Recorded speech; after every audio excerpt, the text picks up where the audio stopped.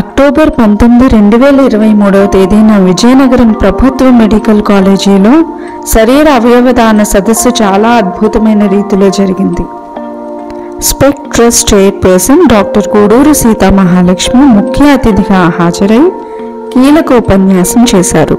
Principal doctor Padmalatha గారి అధ్యక్షత జరిగిన ఈ సెమినార్లో ట్రస్టీస్ జి కన్యాకుమారి, ప్రజాపతి బ్రహ్మకుమారి అక్కయ్య, రామేశ్వరి కూడా పాల్గొని ప్రసంగించారు. ఫ్యాకల్టీ మరియు మెడికోస్ అందరూ సెమినార్లో పాల్గొన్నారు. ఈ సదస్సులో విజయలక్ష్మి యూట్యూబర్ మొట్టమొదటిగా తన శరీర దానపత్రం సమర్పించారు. గొర్లా సత్యనారాయణ వారి మిత్రులు మరికొందరు అప్లికేషన్స్ పూర్తి చేస్తామని ముందుకు రావడం జరిగింది. అక్కడున్న డిఎంఎడ్హెచ్ఓ కానీ లేదా డిఎంఈ రవిరాజ్ గారు కానీ ఇంకా అక్కడ ఉన్న ప్రిన్సిపల్ సెక్రటరీస్ కానీ అందరినీ మేము వెంటబడి పోరాటానికి ఒక సంఘటన కారణమైంది. ఒక 8 ఏళ్ల అబ్బాయి మేడ నుంచి ఆడుకుంటూ పడిపోయాడు. ఆయన మా విశాఖపట్నంలో పెందుర్తి ప్రాంతంలో. ఆ కుర్రాడు బ్రెయిన్ డెడ్ అయ్యాడు అనేది కేర్ హాస్పిటల్ తీసుకెళ్ళిన తర్వాత ఒక 4 రోజులు బతికించడానికి అన్ని ప్రయత్నాలు డాక్టర్లు చేసిన తర్వాత ఇంకా లాభం లేదు, ఇంకా వెంటిలేటర్ నుంచి ఆ బిడ్డను తొలగించేస్తే ఆ బిడ్డ జీవన్ముక్తుడు చనిపోతాడు, ఇక ఊపిరి ఆగిపోతుంది, తీసుకెళ్ళిపోవచ్చు అని చెప్పారు. అప్పుడు నాకు ఒక ఫోన్ రావడం జరిగింది. ఆ మదర్ చేశారు నాకు ఫోన్. నేను అచ్యుతాపురం అనే ఊళ్ళో టీచర్గా పనిచేస్తున్నాను. అప్పటికే 2010లో ఒక దేహం 18 జీవం అని చెప్పేసి ఆంధ్రజ్యోతిలో నవ్య పేజీలో నాది ఫుల్ ఇంటర్వ్యూ ఉంది. ఆ ఇంటర్వ్యూలో నా నెంబర్ ఇచ్చారు. ఆవిడ పాపం దాచుకున్నారట. మా టీచరు ఇంటర్వ్యూ ఇచ్చారు, ఇది ఎవరికైనా ఉపయోగపడితే రేపు పనికి వస్తున్నారు. పాప ఆ నెంబర్ ఆవిడకి ఆ రకంగా ఉపయోగపడింది. ఆ రోజున ఆవిడే నాకు ఫోన్ చేశారు. బందా కామేశ్వరి గారు చోడవరం మండలంలో ఒక వీజొత్తాడు అనే గ్రామంలో ఒక ప్రైమరీ స్కూల్ టీచర్ ఆవిడ చెప్పింది ఏంటంటే, మేడం నా బిడ్డ సాయి మనోహర్ కృష్ణ బ్రెయిన్ డెడ్ అయ్యాడు, చనిపోబోతున్నాడు, ఇంకా తీసుకెళ్ళిపోమన్నారు, ఆయన బతికించే అవకాశాలు లేవు, కానీ నా బిడ్డ చచ్చిపోకూడదని ఉంది, నా బిడ్డ బతకాలి, మీరు మాత్రమే బతికించగలుగుతారు మేడం, మీరే ఎట్లాగైనా చేయగలుగుతారు, బతికించండి మేడం అని అన్నారు. డాక్టర్లే బతికించలేము, ఇంకా తీసుకెళ్ళిపోండి అని చేసిన తర్వాత నేను ఎలా బతికించగలను నా బిడ్డనని ఒక్క నిమిషం నేను కూడా మాన్పడిపోయాను. ఏం సమాధానం చెప్పాలో తెలియలేదు. ఆ తల్లి మాత్రం అదే పనిగా ఫోన్లో ఒక పక్క బిడ్డ చనిపోతున్నాడని ఏడుపు, దుఃఖం, బాధ, ఉద్వేగం అన్ని ఎమోషన్స్ మధ్య కూడా ఆవిడ చాలా స్టబర్న్గా ఏం చేస్తారో మీరు నాకు తెలియదు మేడం, నా బిడ్డ అవయవాళ్ళు దానం చేసి నా బిడ్డ 10 మందిలో నా బిడ్డ బతుకుంటే నేను చూడాలనుకుంటున్నాను, నా బిడ్డకు ఆ రకంగా మీరు జీవితాన్ని ఇచ్చిన వాళ్ళు అవుతారు, నా బిడ్డ మరణించి కూడా జీవించాలి.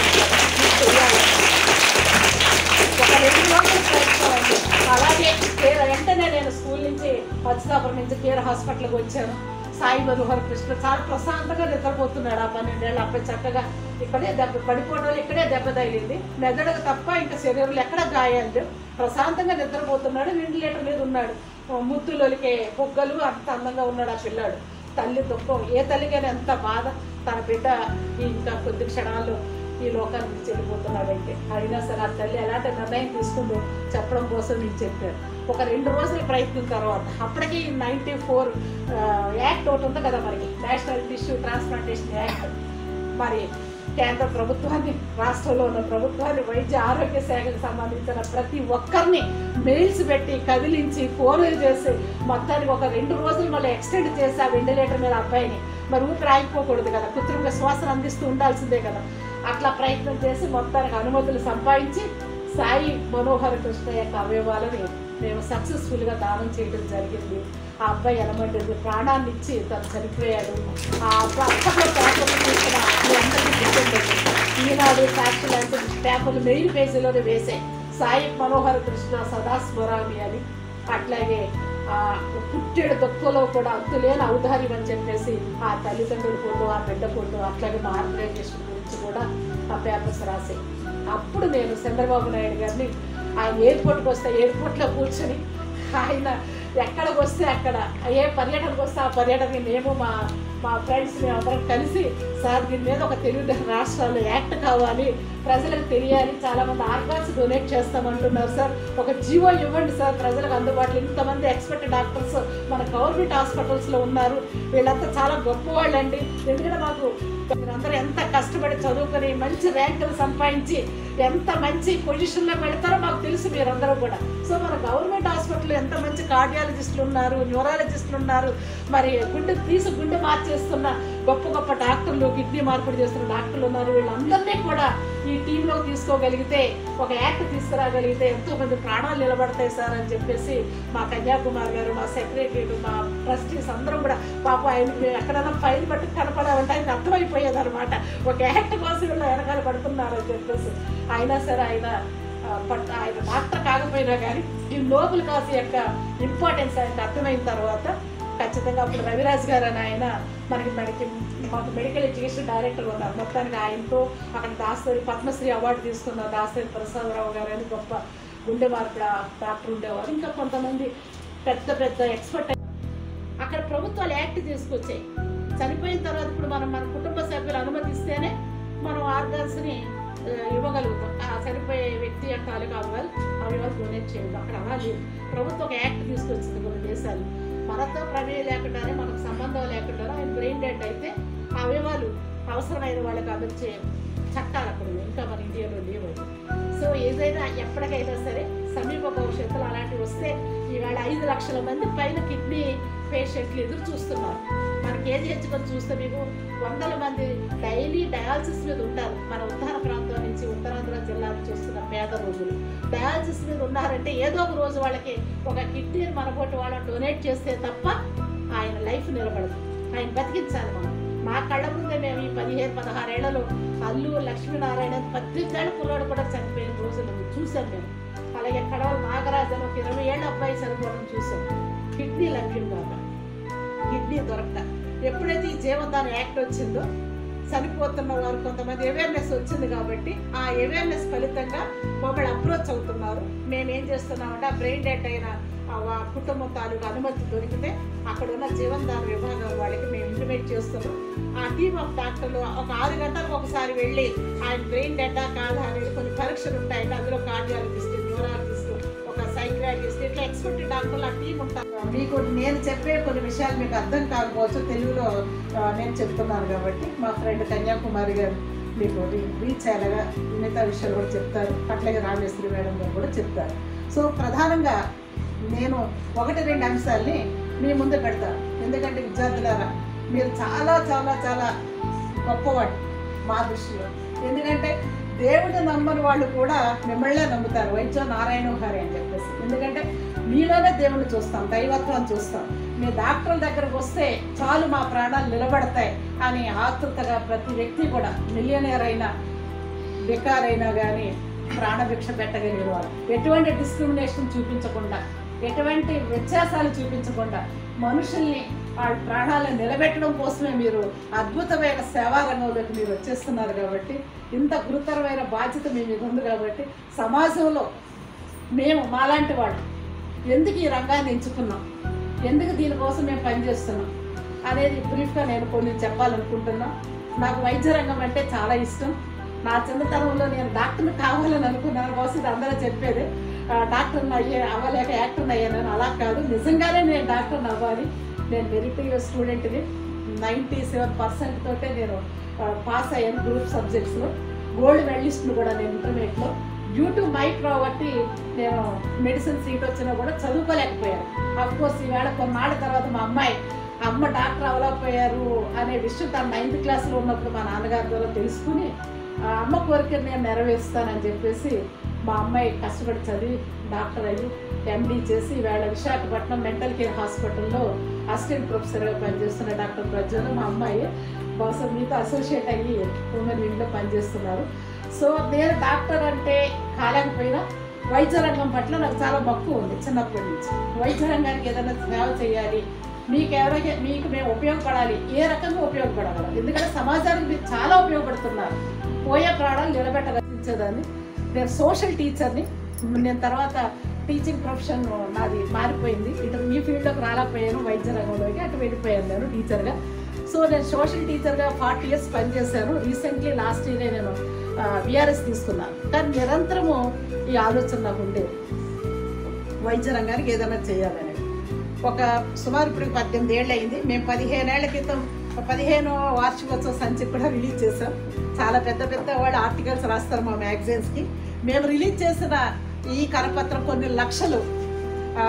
అంటే what is the difference between organ donation and body donation, అట్లాగే ఆర్గాన్ డొనేషన్ అంటే ఏంటి, బాడీ డొనేషన్ అంటే ఏంటి, 40 ప్రశ్నలకి నేను ఆన్సర్ రాశాను ఈ 4 పేజీలు. అంటే ఫ్రీక్వెంట్ ఆస్కింగ్ క్వశ్చన్స్ ఉంటాయి కదా, ప్రజల్లో వచ్చి మేము వెళ్ళినప్పుడు మీ బాడీ ఇచ్చేయండి, మీ ఆర్గాన్స్ ఇచ్చేయండి అని అన్నప్పుడు సామాన్యంగా ప్రజలు కన్విన్స్ అయిపోతారా? అవరు. అనేక సందేహాలు, అనేక ప్రశ్నలు మమ్మల్ని ఉక్కిరి బిక్కిరి చేస్తుంటాయి. ఆ ప్రశ్నలన్నిటికీ మేము ఓపికగా సమాధానం చెప్పగలిగితేనే ఎవరైనా సరే తమ బాడీస్ను, తమ ఆర్గాన్స్ని ఇవ్వడానికి ముందుకు వస్తారు. సో వారికి తరచుగా మాకు ఎదురైన అన్ని ప్రశ్నలకి సమాధానం చెప్పడానికే ఈ పాంప్లెట్ రాయటం జరిగింది. ఇది మీకు ఇచ్చే వెళ్తాను మేడం గారి దగ్గర, మీకు లైబ్రరీలో అందుబాటులో ఉంటాయి. అట్లాగే ఇది మేము ఇచ్చిన స్లోగన్ అండి. భారతదేశ వ్యాప్తంగా ఈ స్లోగన్ చాలా పాపులర్ అయిన స్లోగన్. తెలుగు చదువుతున్న పిల్లలు చదవగలుగుతారు. మరణించినా జీవించండి. ఆ మరణించినా జీవించండి అనే క్యాప్షన్ ఇవ్వటం వల్ల దాంట్లో 4 ప్రయోజనాలు, 4 అంశాలు మేము ప్రధానంగా క్లోజ్ చేస్తాం. ఇప్పుడు నవీన్ వర్మ లాంటి వాళ్ళు వచ్చి మేము బాడీ డొనేట్ చేస్తామంటే, ఎందుకయ్యా చిన్న కుర్రాడివి, నువ్వెందుకు బాడీ డొనేట్ చేయడానికి అప్పుడే తొందర లేదు. ఏదో మేము అలాంటి వాళ్ళు 60 ఏళ్ళు, 70 ఏళ్ళు, 50 ఏళ్ళు దాటిన వాళ్ళు టోటల్ బాడీ ఇచ్చేస్తాం మెడికల్ కాలేజీ డిసెక్షన్ పర్పస్. మీలాంటి వాళ్ళు రక్తదానం చేయండి. రక్తదానం కూడా ప్రాణదానం అని చెప్పాను కదా. సో రక్తదాతలకండి, రక్తదానం ఇమ్మని చెప్పేసి మేము మొదటి ఇచ్చిన స్లోగన్. అందుకని ఇంతమంది ఈవేళ యువకులు రక్తదాతలు అయ్యారు. వినోద్ బాల్ అనే ఒక అబ్బాయి విశాఖపట్నంలో ఎప్పటికీ 53,000 యూనిట్ల రక్తాన్ని సేకరించాడు ఈ అబ్బాయి. మొన్ననే మేము ఆయనకి అద్భుతమైన సురాబాబాయ్ గారి పేరు మీద, ఆయన ఒక దేహదాత, ఆంధ్ర మెడికల్ కాలేజీకి ఇచ్చేస్తాం సురాబాబాయ్ గారు. ఆయన పేరు మీద ప్రతి ఏడాది అవార్డు ఇస్తాం. దాదాపు 1000 బ్లడ్ క్యాంప్ పెట్టడానికి సిద్ధమైన ఈ వినోద్ బాలర్ అబ్బాయికి మేము సురా సాహిత్య సామాజిక సేవా పురస్కారం అవార్డు ఇచ్చాం. ఈయన కుర్రాడే, విజయనగరం దగ్గర ఒక చిన్న పల్లెటూరు నుంచి వచ్చిన అబ్బాయి, ఈ నవీన్ వర్మలాగా. ఇంతమందిని మోటివేట్ చేసి శ్రీకాకుళంలో 7వ తారీఖున మీటింగ్ చూసుకుని నేను విజయనగరం వస్తున్నాను కార్లో తెలిసి నాకు తోటికి అర్థం పడిపోయాను అనమాట. 1 గంట నాకు టైం ఇవ్వండి, మీరు ఆ మీటింగ్కి వెళ్ళబోయే ముందని. నిన్ననే ఆవిడ యూట్యూబ్లో నిన్న మరో సావిత్రిబాయి పూలే సీతామహాలక్ష్మి అని చెప్పేసి అక్కడ శిల్పారంలో నన్ను కూర్చోబెట్టి నన్ను తీసుకున్న ఇంటర్వ్యూ ఆవిడ యూట్యూబ్లో మీరు చూడొచ్చు.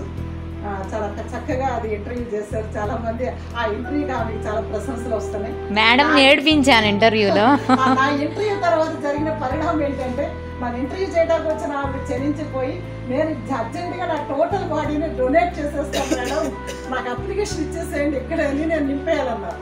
వద్దమ్మా, నేను మళ్ళీ వస్తున్నాను మన గవర్నమెంట్ మెడికల్ కాలేజీకి, ఖచ్చితంగా ఆ రోజు మీ బాడీని, మీ అప్లికేషన్ని మేడం ప్రిన్సిపల్ గారి చేతుల మీదుగా అనాటమీకి అప్పగింది అని అన్నారు. ఇవాళ మీకు ఫస్ట్ విల్లు సబ్మిట్ చేయడానికి విల్లు రిలీజ్ చేసి వచ్చారన్న.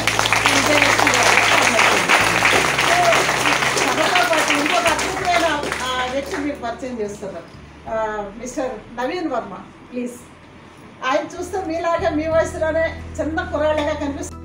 ఈ విజయనగరం ప్రభుత్వ మెడికల్ కాలేజీలో ఈ భవిష్యత్తు పట్ల ఎంతో గొప్ప ఆశలతోటి, ఆకాంక్షలతోటి సమాజానికి ఒక అద్భుతమైన గురుతరమైన సేవను అందించడానికి కాబోయే వైద్యులుగా మీరు ఇక్కడ నా ముందు కూర్చున్నారు. మీ అందరితో కూడా ఈ సమయాన్ని పంచుకోవడం, నా ఆలోచనలు పంచుకోవడం, నేను ఇలా మాట్లాడుకోవడం చాలా గొప్పగా సంతోషంగా ఉంది నాకు.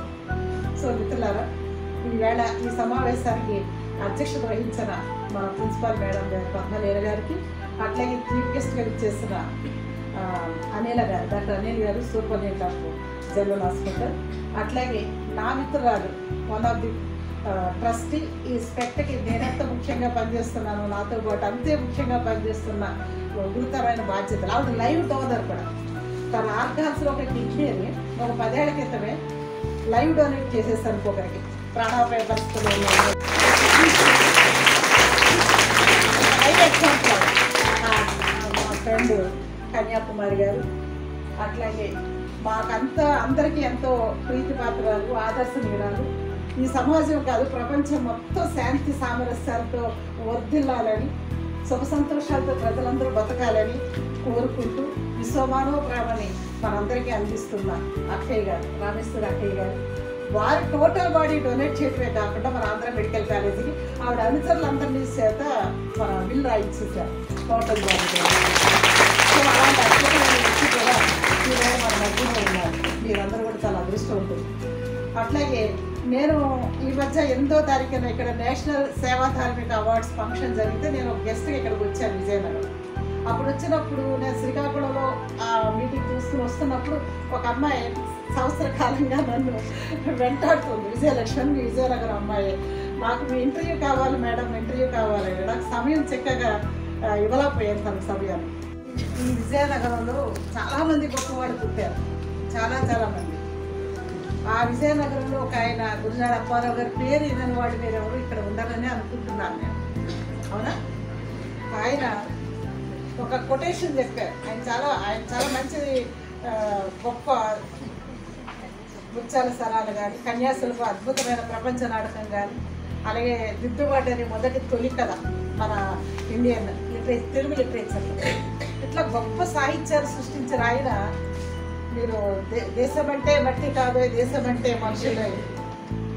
మొత్తం ఈ మాట ఈ దేశభక్తికి రాని స్టూడెంట్ ఉంటాడని నేను అయితే అనుకోవట్లా. అద్భుతమైన దేశభక్తి గేయాన్ని ఆయన వెలువరించారు. ఆయనే ఇంకా అంతకంటే అద్భుతమైన మాట అన్నారు. అది మీకు మేము ఎప్పుడో దాదాపు 18 ఏళ్ల క్రితం ఈ ఉద్యమం ప్రారంభించినప్పుడు ఆయన ఏదైతే కొటేషన్ ప్రజలకు అందించారో దాన్ని మేము నినాదంగా తీసుకున్నాం. బ్రతికి సచ్చియు పరులకు ఎవ్వడు ప్రీతి కొలుపును వాడే ధన్యుడు. గురజాడ అప్పారావు గారు ఉన్న కొటేషనే మేము కొన్ని లక్షల కరపత్రాలు ఈ ఆర్గాన్ డొనేషన్ కోసం, బాడీ డొనేషన్ కోసం, అవేర్నెస్ ఇవ్వడం కోసం వెళ్ళినప్పుడు ఆయన కొటేషన్ మేము వాడతాం అన్ని చోట్ల.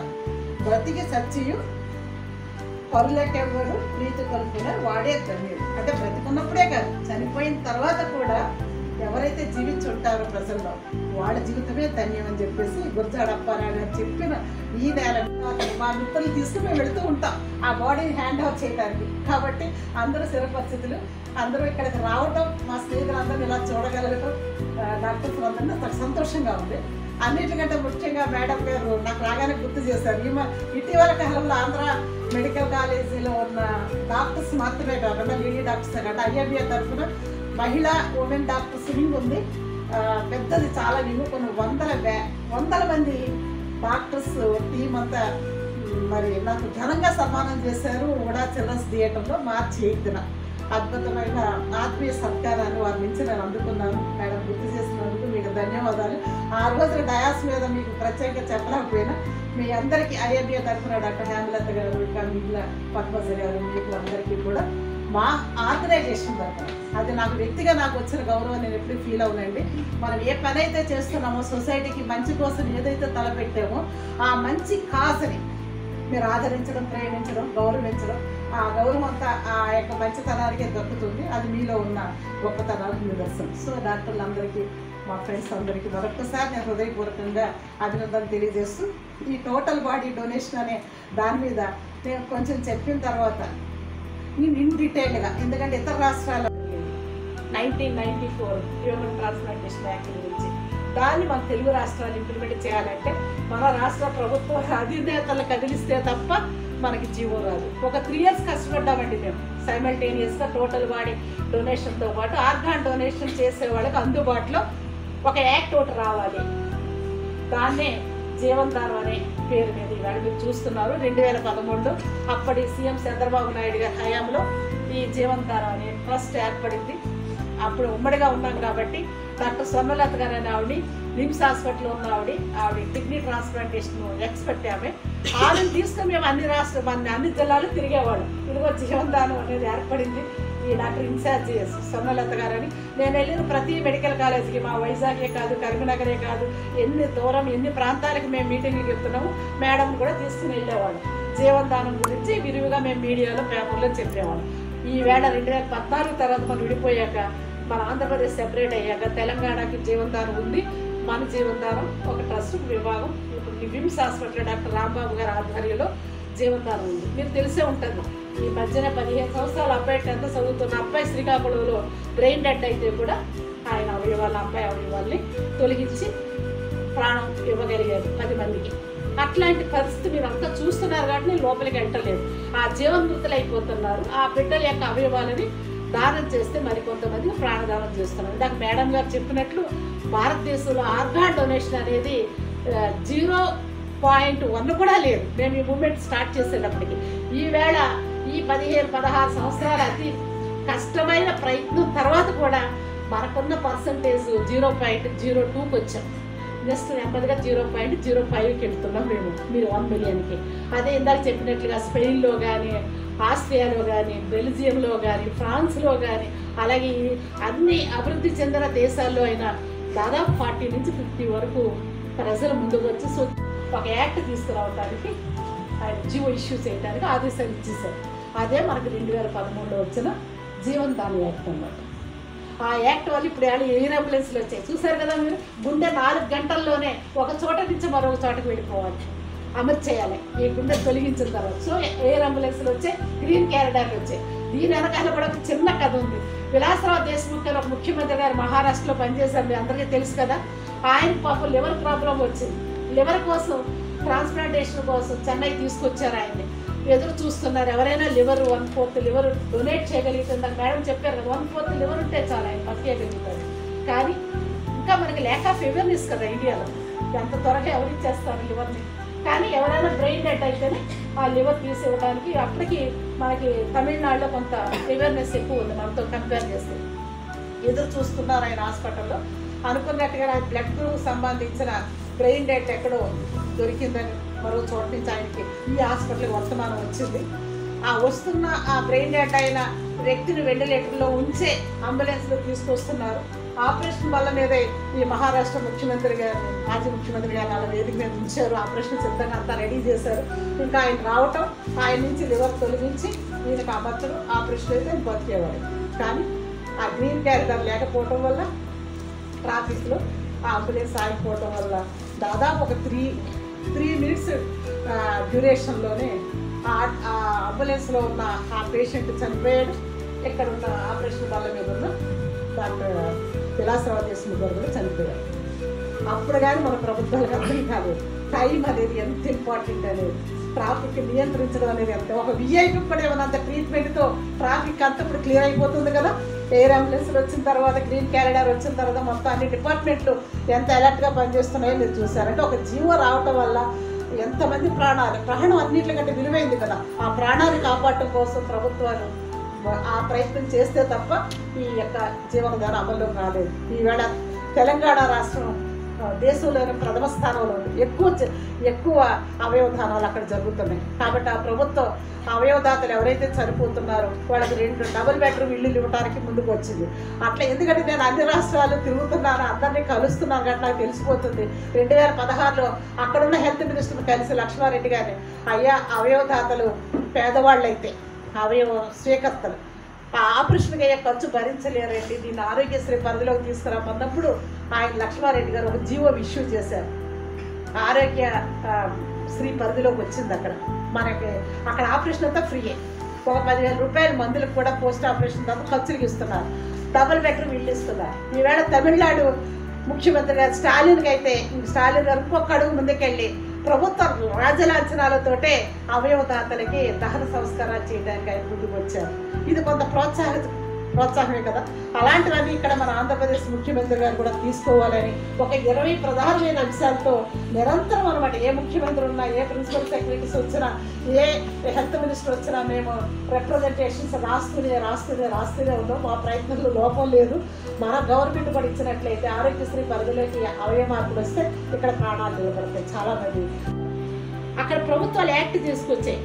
చనిపోయిన తర్వాత ఇప్పుడు మన కుటుంబ సభ్యులు అనుమతిస్తేనే మనం ఆర్గాన్స్ని ఇవ్వగలుగుతాం. చనిపోయే వ్యక్తి యొక్క అవయవాలు డొనేట్ చేయడం. అక్కడ అలా లేదు. ప్రభుత్వం ఒక యాక్ట్ తీసుకొచ్చింది కొన్ని దేశాలు. మనతో ప్రమేయం లేకుండానే, మనకు సంబంధం లేకుండా ఆయన బ్రెయిన్ డెడ్ అయితే అవయవాలు అవసరమైన వాళ్ళకి అమర్చే చట్టాలు అక్కడ ఉన్నాయి. ఇంకా మన ఇండియాలో లేవండి.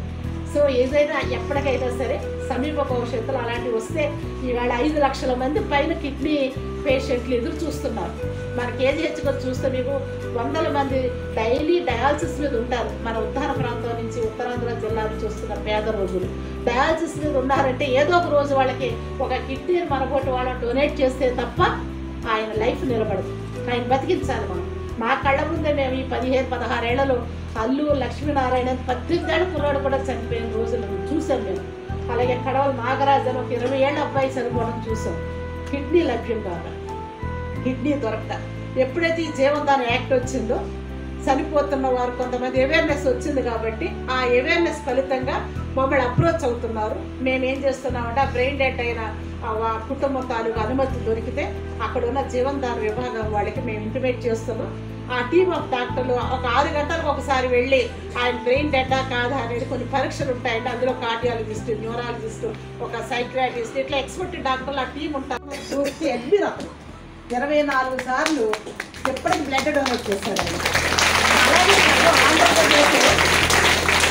ఆంధ్రప్రదేశ్లో దాదాపు 18,000 మంది యువకుల్ని ఆయా ప్రాంతాల్లో ఆయా జిల్లాల్లో బ్లడ్ డోనర్స్గా అసోసియేట్ చేయగలిగారు.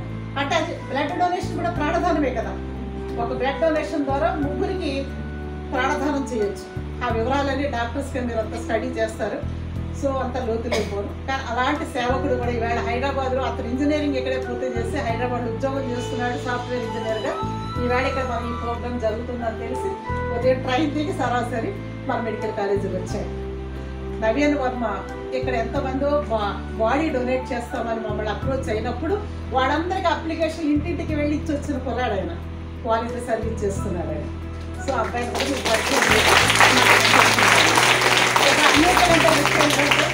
మా ఫ్రెండ్స్ ఇక్కడ డాక్టర్ లక్ష్మణ గారు కానివ్వండి, వాసంతి గారు కానివ్వండి, అట్లాగే సుష్మ గారు కానీ, శైలజ గారు కానీ, మేడం మీ పేరు మొన్ననే ఈ మధ్యనే అంటే ఈ anatomy Andhra medical college anatomy డిపార్ట్మెంట్లో ఉన్న మొత్తం ప్రొఫెసర్స్ స్టాఫ్ అందరూ కూడా మాకు సిరపర్స్ మోటివేట్ చేస్తున్నాం. ఆ కుర్రాడు రక్తధార దాత ఆయన చైతన్యం. మేము ఎలాగైతే టోటల్ బాడీ తీసుకున్నామో డొనేషన్కి తను రక్తదానాన్ని ఉద్యమంగా తీసుకుని నవీన్ వర్మ లాంటి వాడని అనేక మందిని మోటివేట్ చేస్తూ ముందుకెళ్ళిపోతున్నాడు. నెక్స్ట్ ఇచ్చింది ఏంటంటే నేను పిలుపు బ్రెయిన్ డెడ్ అయితే అవయవదానం చేయండి. ఇందాక మేడం గారు చెప్పారు, ప్రిన్సిపల్ మేడం గారు, మీ సూపర్నెంట్ మేడం గారు. అందుకని నేను లోతుల్లో పోను. బ్రెయిన్ డెడ్ ఎప్పుడు అవుతారు, జీవన్మృతులు ఎప్పుడు పరిగణిస్తారు, అసలు జీవనదాన ట్రస్ట్ ఎలా ఏర్పడింది, జీవనదాన ట్రస్ట్ ద్వారా టీమ్ ఆఫ్ డాక్టర్లు ఎట్లాంటి పరిస్థితుల్లో ఆ ఆర్గాన్స్ని రిట్రీవల్ చేసి వేరే వాళ్ళకి ఎలా అమరుస్తారు, ఇదంతా కూడా మీరు www.jivandan.gov.in అని ఒక వెబ్సైట్ ఉంది, గవర్నమెంట్ అఫీషియల్ వెబ్సైట్. జీవనదాన్ ట్రస్ట్లోకి వెళ్ళి మీరు లాగిన్ అయితే పూర్తి డీటెయిల్స్, ఎందుకంటే మీ అందరికీ కూడా మన తెలుగు రాష్ట్రాలు ఇంప్లిమెంట్ కావాలి.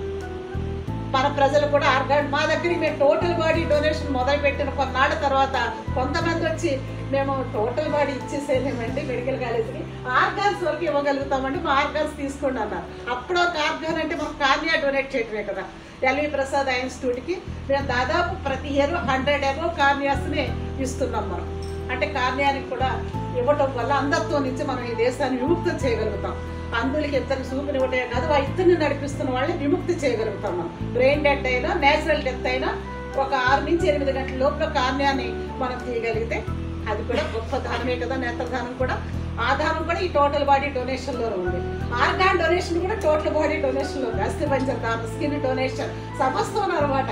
టోటల్ బాడీ మీకు ఇచ్చేస్తున్న వైద్య రంగానికి ఏ రకంగానే మీరు ఉపయోగించుకోమని చెప్పేసి మేము ఆంధ్ర మెడికల్ కాలేజీకి 2008లో మా సావిత్రిబాయి పూలే ట్రస్ట్ ఒక 35 మందిని మేము టోటల్ బాడీ డొనేట్ చేస్తూ బిల్లు రాసి సబ్ రిజిస్ట్రార్ ఆఫీస్కి వెళ్ళి దాన్ని బిల్లు రిజిస్టర్ చేసి వాళ్ళ లీగల్ హెయిర్ సంతకాలు కూడా అక్కడ పెట్టించి వాళ్ళ సాక్షి సంతకాలు కూడా ఇద్దరు పెట్టించారు. చాలా క్లిష్టతరమైన ప్రక్రియ కోసం మేడం వాసంతి గారికి, మన శైలజ గారికి స్టార్టింగ్లో ఎంత బిల్లు ఇవ్వడానికి ఎంత పెద్ద ప్రాసెస్ మన మెడికల్ కాలేజీలో ఉండేదో బహుశా మన సీనియర్ డాక్టర్కి తెలిసే ఉంటుంది.